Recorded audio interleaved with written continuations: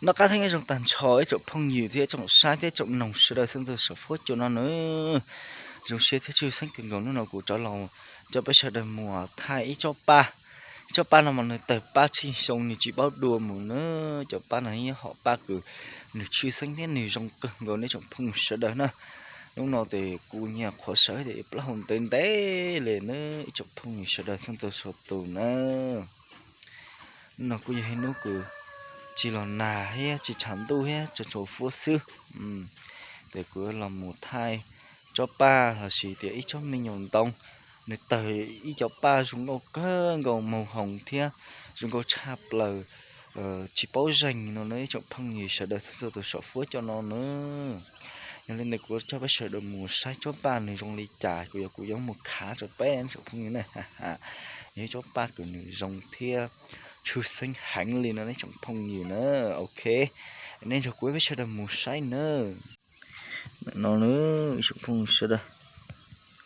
nó chỉ cho ba của cái khá trong này nữa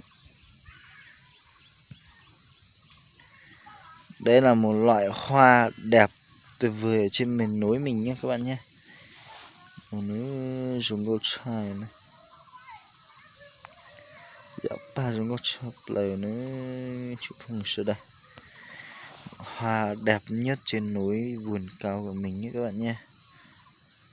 Đó đẹp cực kỳ luôn các bạn nhìn này. Đó đẹp thật sự luôn các bạn, không phải chê vào đâu được.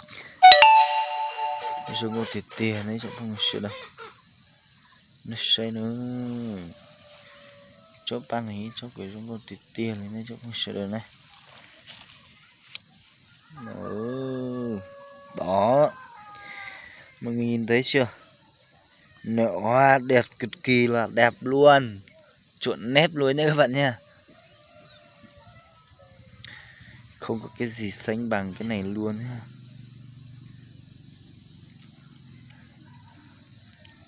Chúng có tỉa lên nữa ý trọng phong mình sẽ đợi xong rồi này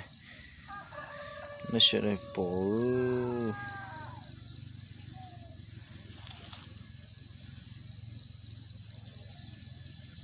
nhà hít cho ba kiểu này chúng có cha lên này, chúng có cha plờ lên nữa ý trọng phong mình sẽ đợi nó sẽ đợi bổ. Đây là một loại hoa trên núi mình rất là đẹp luôn nha các bạn nhé. Đó nhìn cái bị bế thế này thôi nhưng mà nó đẹp thật sự luôn. Dùng có cha lên đấy trong phong gì nữa này mày xí tới chỉ này nó chỉ dùng câu hành li này chúng có cha lên này nó sẽ được bỏ này.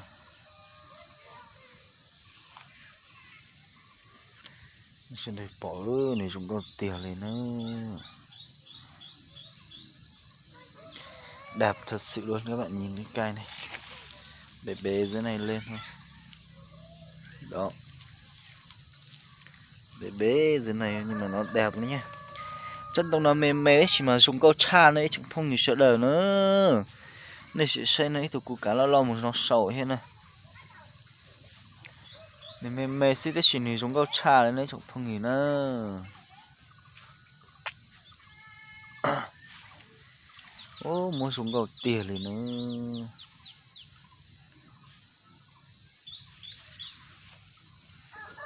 đẹp quá các bạn ơi.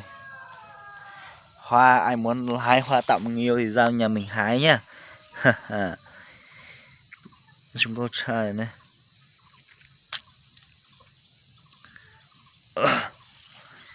cũng là một thay là xí vá chỉ xin chỉ được bắt tổ chân gà thế này chỉ trong tổng bề thế của thêm một xíu nổ học số phút chuột thế này chụp thông nhiều nữa ok.